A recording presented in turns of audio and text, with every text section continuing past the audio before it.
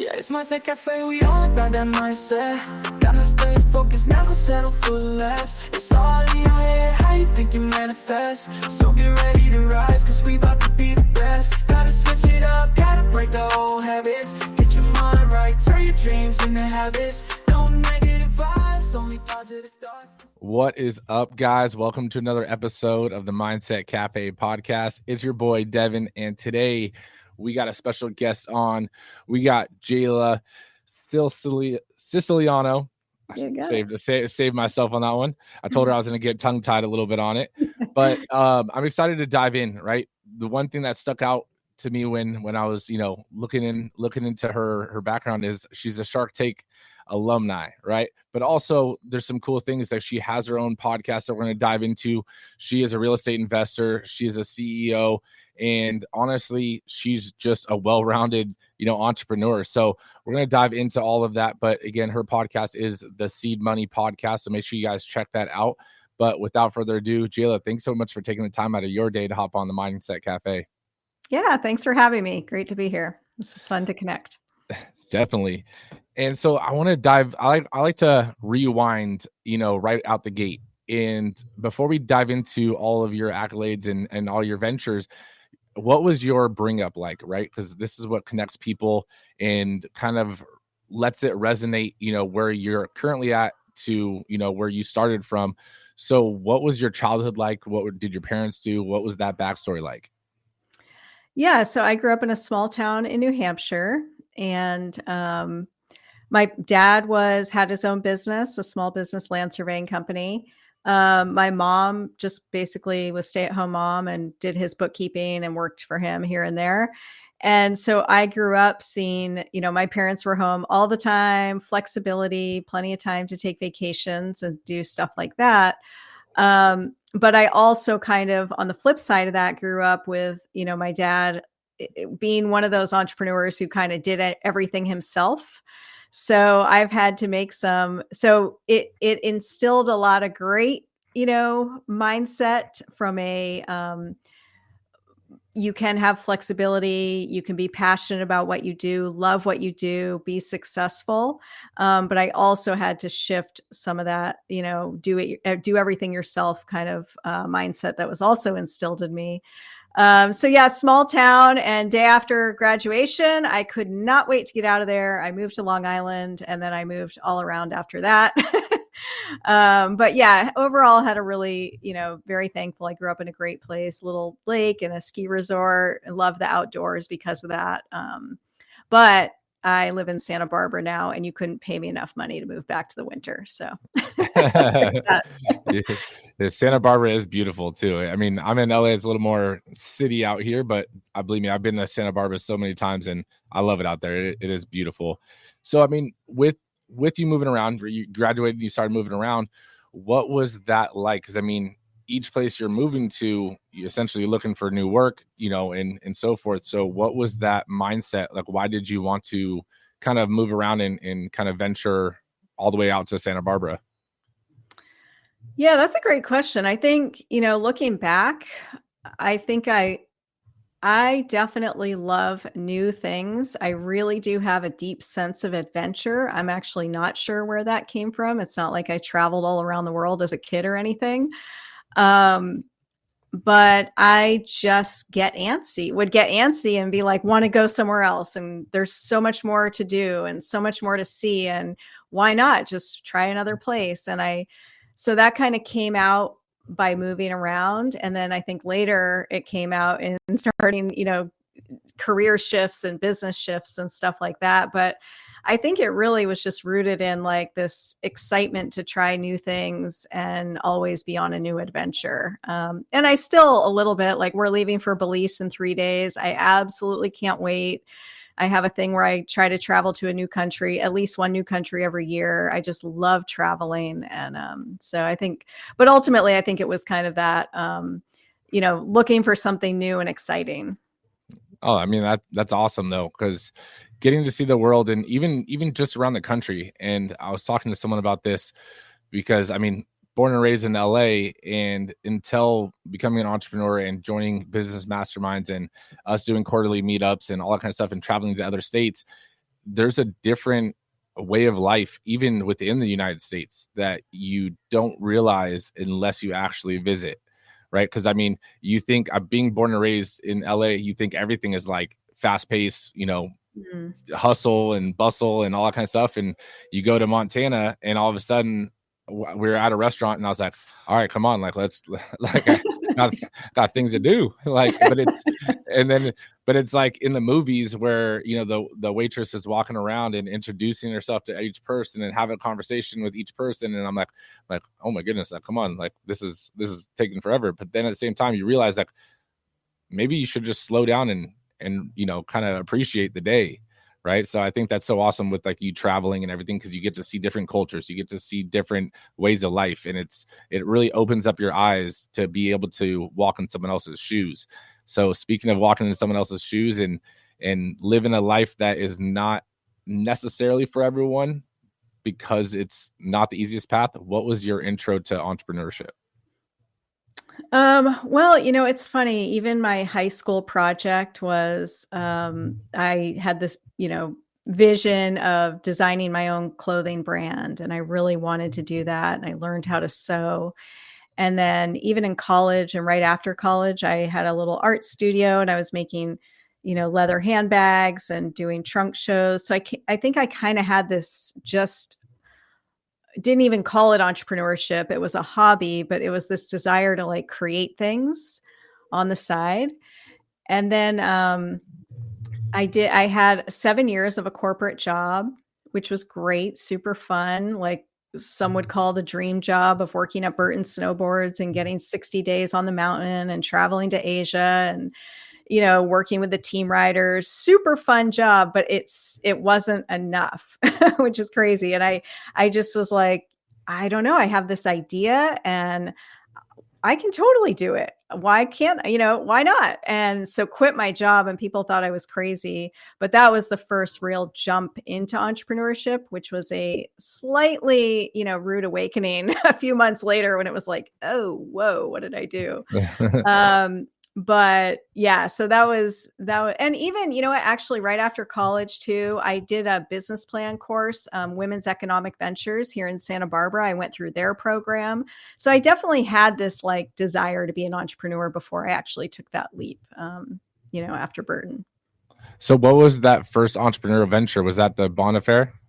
Yeah. So that was my wine company and I did that for 9-10 years. Yep. And so with that, I mean, unless I'm mistaken, you started that during like the 2008 recession. Yep. I quit my job at the end of 2007, right before the market crashed. And, thinking everything's great. And then all of a sudden I have no job, that we're in a recession. And I've told my whole friends and family that I'm going to start this company. And now it's like sheer determination. I have to make this happen. But I had a lot of things working against me for sure. Yeah. So what was the confidence? I mean, not even the confidence. What was the mindset that you had to adapt or develop to essentially become an entrepreneur? And, especially in such a crazy time, that really allowed you to grow into the person that you are today? I think it's I lived by the words patience and persistence. I kind of had this awareness that like I don't know what I don't know. I don't know everything. I know that. I have a lot I need to figure out. But I do think that that 7 years I spent in product management and product development, the whole 7 years, I was just spending figuring things out. How do we make this? How do we get this to cost less? How do we make this more sustainable? Like, how do we find a new factory? So I had spent 7 years basically learning how to figure things out. And then I just applied that to, a business venture. And I think that's one of the biggest things. If you can just learn how to figure things out. And it's interesting. I kind of think that that's just something everybody knows how to do, but I've learned since that it's not. And it can be a skill that's learned, or some people just have more of an inclination to do that on their own. But if you can just approach things with I'm going to just do whatever it takes to figure it out, it's amazing how much you can accomplish. It's crazy. No, that is true, right? I mean, there's a solution to every problem, but it's just your willingness to find that solution and have persistence and patience too, because again, solution number one might not be the real solution, right? So it takes a little bit of time. But so you said you were in that for 7 years. Did you sell the company? Did you close the company? So yeah, the wine company I did for 9 to 10 years, and long story leading up to kind of how I pivoted out of it, but I ended up just closing it down. It was the hardest decision I've ever made in my life. And I could look at it, I realize now, like one, frame of reference is that I quit and gave up on that company. But how I truly see it is that I actually opened myself up to a completely different life, started a family. My husband and I had put off having kids. I'd put my entire personal life, except for getting married, on hold to run that company, and got extremely burnt out and realized the dream wasn't the dream anymore. And it was a really hard decision. I had my investors' support, though, that wasn't the vision that I started with, and that wasn't what I wanted. And it was a huge pivot to really get what I truly want in life, which is, business ventures, flexibility, time with my family, financial freedom. Those are the things I truly care about, not like this ego drive of growing this huge company. That just wasn't cutting it for me anymore, I guess. No, I mean, it makes sense. I mean, we all have those pivots, and there's no correct pivot, in life. It's whatever fits you or fulfills you in the moment, as well as maybe that next phase or that next chapter of your life, right? Going from Burton to being an entrepreneur, right? And so what was the next chapter? You said you put your life on hold, but what was the next career chapter in your life? Yeah, so I took a year. I was pregnant, and basically I had gone out to raise another round of funding, and I was like sick as a dog. And that's when I was just like, you know what, this is so not the top priority anymore. So I took a year off, spent with my son, newborn. That was a whole nother like, whoa, this is not easy either. I don't want to be a stay-at-home mom, that's for sure. I love him to death, but I love working and I don't want to not work. But I also was like, I don't ever want to have my own company again. I will be totally happy just collecting a paycheck. I don't need to have my own business. But in the back of my head, and I did say out loud to my husband a few times, but if I ever do start another business, it'll be a service-based company. I'm not doing consumer products again. So I ended up just getting a job as a VP of sales and marketing with a music company here in Santa Barbara.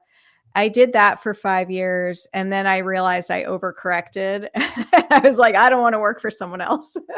So I was like, okay, this isn't sustainable either. I need way more flexibility. It was fun, but I just realized I didn't have to work for someone else. I had a lot of skills that I could put to use and work for myself. So, I mean, going from being the boss and having that flexibility to having a boss is definitely not an easy transition, and unless you disagree.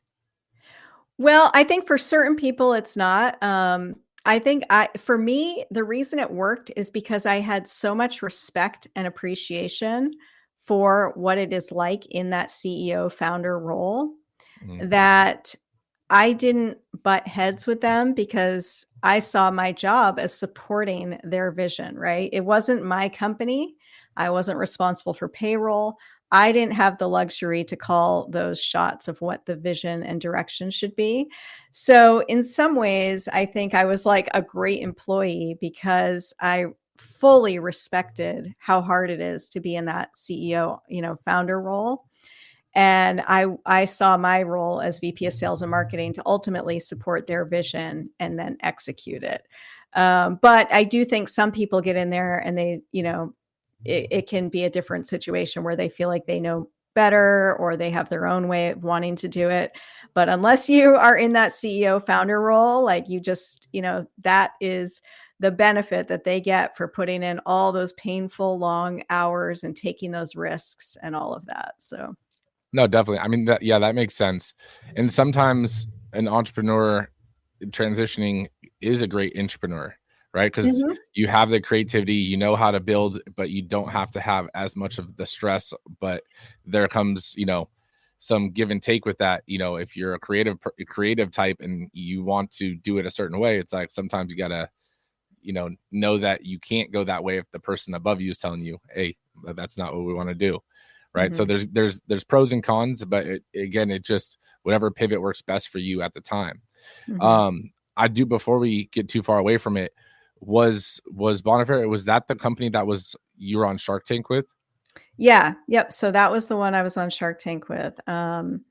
And quickly, what led up to Shark Tank? So I started that venture. It was 2008. I ran through credit cards, 401k, all of that. Realized I needed to go out and raise money. Went back to school for my MBA, thinking I really need to network. And then masterminds weren't as common or prevalent as they are now. So the MBA was kind of a very expensive way to network.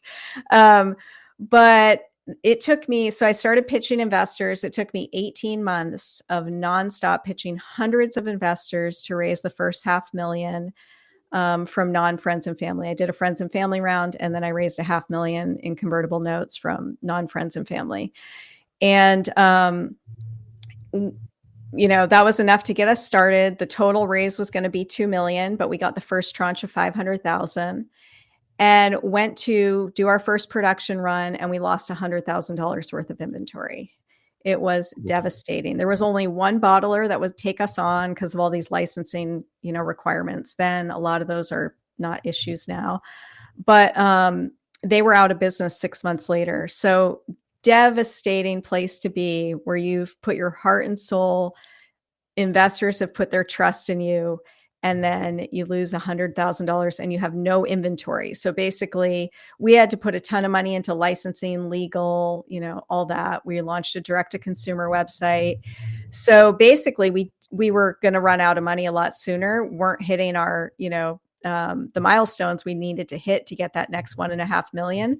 So I was like, this is not good. We're potentially going to end up doing a down round if I, raise more money and I can't get the valuation up.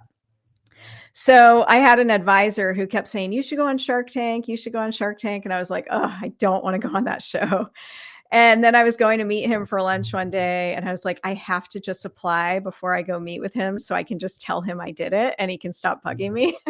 So I applied for the show, and then, a few months later got a call, and I was like, oh my God, now I actually have to do this. So jumped through all the hoops, and, they said I'd been accepted to the show, and I practiced like crazy, to get on there. I watched every episode. I wrote down all the investor questions, and I got up there, and it was all ready to pitch. I'm in the dressing room, and the producers came in and they said, we're so sorry, you're not going to get to pitch today. We don't know if you'll get another shot. I was devastated. I'm like, oh my God, I just want to get it out at this point. So I went home. And then a few days later, I got a call and they said, there's a 50-50 chance you'll get to pitch tomorrow. Do you want to come up? And I was like, I'll be there. So I went up, and because I almost didn't have the opportunity, I was just kind of going into it I'm so thankful for the opportunity. This is just a cool life experience. I'm going to try to just enjoy it as much as I can. And I went out there, and it's pretty brutal. They're all firing questions at the same time, trying to throw you off. I was in there for about an hour, and they edited it down to 10 minutes, but ended up getting the deal with Mark Cuban, which was amazing and super cool. Such a great guy. Can't say enough good things about him. He was actually involved, had contact with him. He had a whole team of people that supported us. But what happened is, you go from where you're kind of just begging distributors, begging retailers to take your product when nobody knows about you.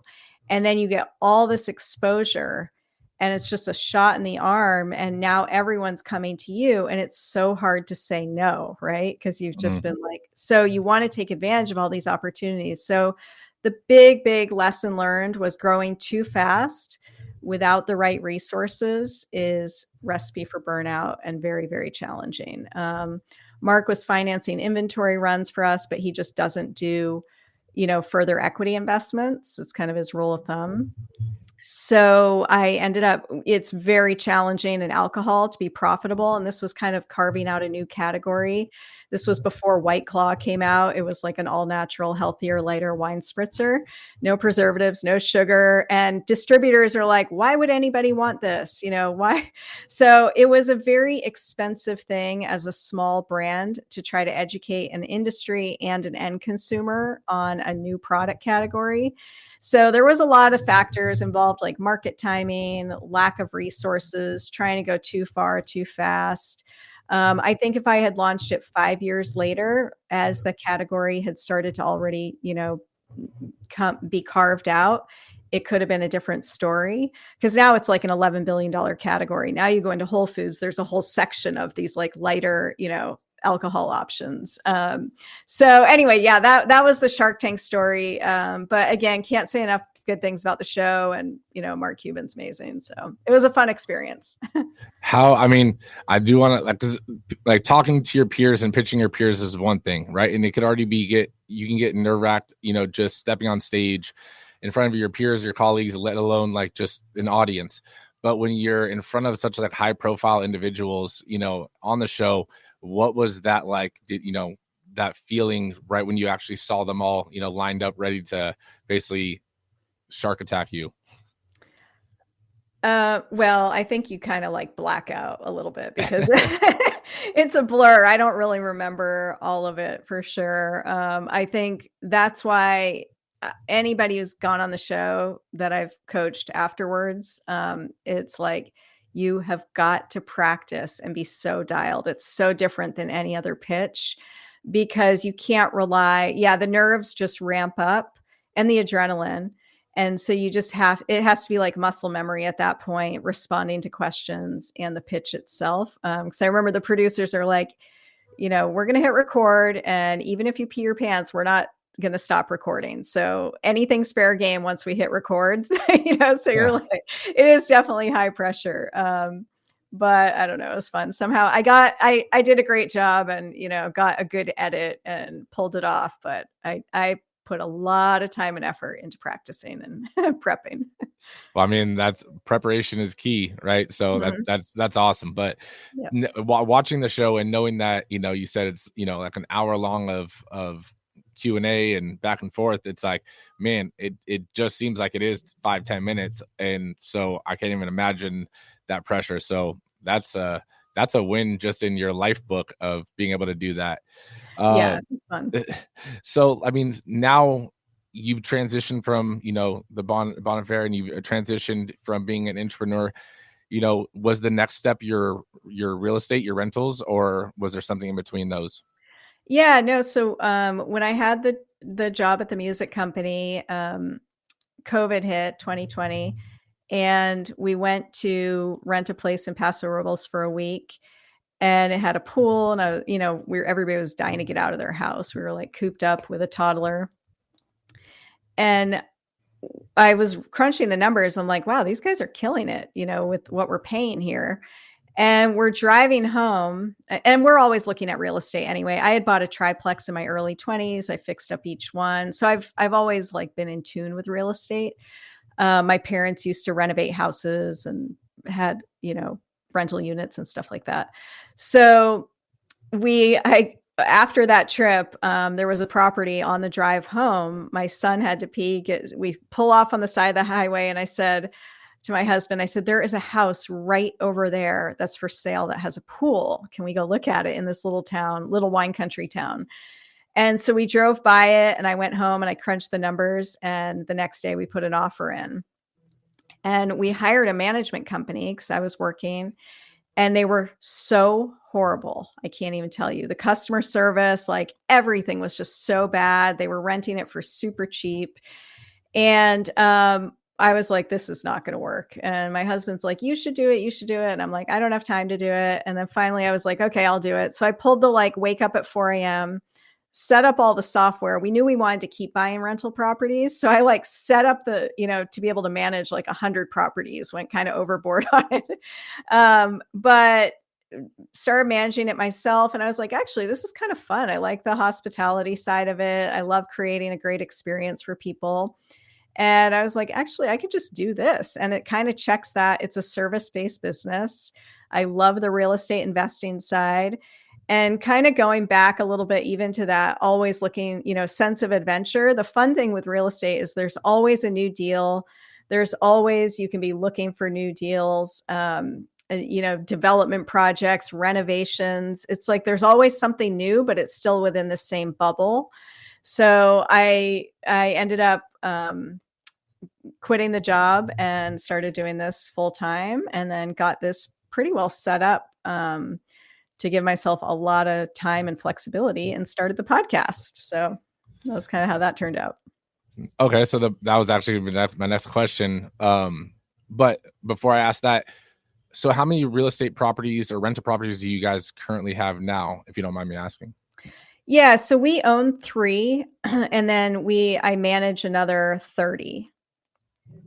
And yeah, and most of those are in Stowe, Vermont. So I have 24 properties in Stowe, Vermont, 3,000 miles away, and the rest are here in Santa Barbara. And we bought a property in Vermont because we go back there every summer, because hence growing up in New Hampshire, most of my family's in Vermont now. And so the numbers just worked really well there. We saw this gorgeous place, 18 acres. It had 7 lots already pre-approved through the state to develop. And we were like, this is a great spot. So we bought that. And then it just kind of word of mouth started growing the rental side of it, or the management side of it there, and set up my team, and it was definitely some growing pains at first because of time zones. And, again, learning a new business is not easy. Again, you don't know what you don't know at the beginning. Looking back, like I would have had things way more dialed in earlier in certain areas, but you just kind of keep evolving and fine tuning until you get it in a good spot, which it is now. So. No, that's awesome. So, I mean, so the management company like that, you're managing your 3 houses, but 3 homes, but you're also managing other people that are doing the same as well, right? Yeah. So these are either just second homeowners where they vacation there a couple times a year. They're all larger luxury properties. And we manage the whole property for them. Our maintenance team takes care of all the maintenance, our turnover team, guest relations, booking, marketing, all that stuff. So it's a service for homeowners who want to rent their house when they're not there. Okay. I mean, that's awesome. And then you said you started the podcast after this company was already, started, and it's the Seed Money podcast, right? Mm-hmm. And so what was the idea behind starting the podcast? Like what was the purpose for the initial start? Yeah. So I love the real estate stuff, but I don't really feel like I'm, doing a lot to kind of help the world, you could say. And I've had so many mentors over the years, and so many people helped me in those 10 years of starting Bon Affaire, like just gave their time to help me learn how to raise money, figure out, like, you don't just know that stuff. You really need, and you can't even, you can read about it online, but you really need people who've been through it to point out some of the things that can go wrong, to help you avoid some of the common pitfalls. It's not an easy thing to do, to go out and raise money. And there is so much passion behind a person who has an idea and is committed to going out to get funding to launch their idea. You have to be so passionate about what you're doing and so excited and committed and dedicated. And I just love that passion. I think it's so inspiring, and it's just needed to make the world go round, and we need more good entrepreneurs. And so it was kind of my way of giving back. I was like, I love that early stage process. I was able to do, my story isn't of raising millions and millions and millions of dollars, but it's raising money against all odds. Like, I had no revenue. I had no experience in the industry. It was in a recession. I'm female and a very male, especially then in 2008, even more so. So I feel like, I just have so much to give, and I love talking about that stuff. So I started the podcast as a way to just give back and help. And, I'll review people's pitch decks. I've started taking on some like one-on-one coaching clients, who just, they're so busy in their company. They've got maybe $1 million in revenue. They've never raised money, and they don't know how to put their pitch deck together to make it compelling. They put like a gazillion words on a slide, and it's like, nobody's going to read all that. So I could just do pitch decks all day. It's fun for me. I absolutely love doing it. So that's why I started the podcast, and I just kind of do that. It's a passion project, but I would love to put more and more time into it. As I don't know, in the next year or something, I'll figure out how to do that. But no, I mean, it's such a niche area of business too, because you could be a great business owner and a great entrepreneur, but pitching and raising money, it's a whole separate subcategory of business. Mm-hmm. And I mean, for my actual business, like, we do have an investor, and even that one pitch, I mean, that was one of many, but that one, it was still, again, same thing with you. Like, there was no revenue. There wasn't even really a company when I pitched it. And I'm definitely not at the level you're at. And so I know even the information you're giving out on that podcast is going to be huge and so niche down on that. So, I mean, the one question I would ask is when should a startup decide to bootstrap it and figure it out, or try to raise money and outside capital? Is there a line? I think, it's different for everybody. And one thing I actually want to say before that, the other reason I started it is because so much of the content out there on this topic are from this like Silicon Valley, go big or go home kind of, VCs putting out content. And it's very much from the investor perspective. And it doesn't cover that like human side of what you're going through when you're trying to raise money and the mental challenge there.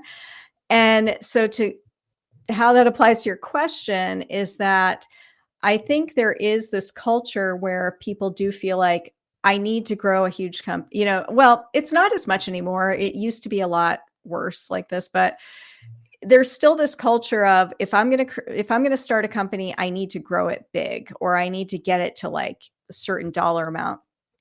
And even a lot of the VCs now, they're looking more and more for companies that can reach profitability and be more sustainable. This like invest a ton of money into something and then just have it flop a year later is, I think, getting old, right? For everybody involved. So in terms of like when to bootstrap versus when to raise money, I think there are certain companies that you can bootstrap, and there are certain companies like consumer products where you just need inventory and you need marketing dollars, and you don't always have that money. And so I think a lot of it comes down to what your risk threshold is, right? So some people like mortgage their house to put it into their company. I do not recommend doing that, right? So the one thing I never did, I never personally guaranteed anything. I didn't get sued. I wasn't in debt, when my company ended. So I went out, I put in what I was comfortable putting in, and then I raised money after that. And I raised it from non-friends and family because I didn't want to put them at risk. So I'd say, you bootstrap until the most important thing in the beginning is really setting a goal for your company that aligns with your personal goals, right? So if you are in your head going, I need to grow this to 20 million, like why? Why do you want to grow that to 20 million? What's the real reason behind that? And if you still want to grow it to 20 million, then, you probably need to go out to raise money. If you are growing it to just own your own company and have more money and flexibility, that you don't necessarily need to grow it to 20 million. And once you get investors involved, you're just working for them, right? You're not necessarily working for yourself as much anymore. Now you're on their trajectory. You have to hit certain milestones. So I think there's a lot of factors to that question of bootstrapping versus, raising money. Like the company I'm working with right now, they've been bootstrapping since they started in 2016. They were kind of successful in other areas before, but, still not paying themselves. And that's where it gets really exhausting. So when you're at that tipping point of like, we just need more money to get ahead and make this sustainable, you might need to go out and raise more money, because typically bootstrapping, you're cash strapped. You're not paying yourself a market salary, most likely. And you can only do that for so long. Some people can do that, are in a situation they can do that much longer. Other people, can't do it for as long. So I don't know if that was helpful at all, but I think there's just a lot of variables there. And ultimately it comes down to like figuring out what your personal goals, and then deciding, how to incorporate your business goals with your personal goals, and letting that be the foundation for the decision. No, I mean that answered the question in detail. That was amazing. Mm-hmm. And so I like to ask, one final question. And this question is on Jayla's legacy wall, right? You can leave any lasting message for the up and coming generations, right? Short or long. But what is one message that you would leave that you've learned along your journey? I mean, I would just say it's like carve your own path. Like, don't worry about what other people are doing. I think it's very easy to compare yourself and feel like you're supposed to do this, you're supposed to do that. And it is the brave decision to not follow that and to just carve out your own path. Maybe your path zigzags, maybe it's not, like your average thing. And that is totally okay. There's no right or wrong way to do it. And you just have to like go after what works for you, and just, I think, get really in tune with what it is that you want out of life. What is it? What are you, again, those personal goals are so important and should be kind of your anchor for everything you do. And if you can be brave enough to do that, you can live a really fulfilling life. So that's what I would say. No, that's awesome. And it is true. Not everyone's journey, even to the same or similar goal, is going to be the same. Right. Mm-hmm. Yours might zig and zag, and mine might, go just up and then take a huge left turn. Right. Mm-hmm. And so that is so awesome. Where can people connect with you, and, where can they find your podcast at? Yeah. So podcast is on all the podcast channels. Just search Seed Money Jayla and it'll pop up. And then LinkedIn is the best spot to connect with me. I'm pretty active on there. So awesome. Well, guys, that will be in the show notes as well. If you're watching on YouTube, it'll be in the video description. Make sure you guys go check out her show. Make sure you guys check her out on LinkedIn. But I just want to say, thank you so much for taking the time out of your day again to, hop on and drop so much knowledge of business and your experience of business in such a cool, journey that you've been on. Oh, you're so welcome. It was fun. Happy to connect. We'll connect soon. No negative vibes, only positive thoughts, just in the game.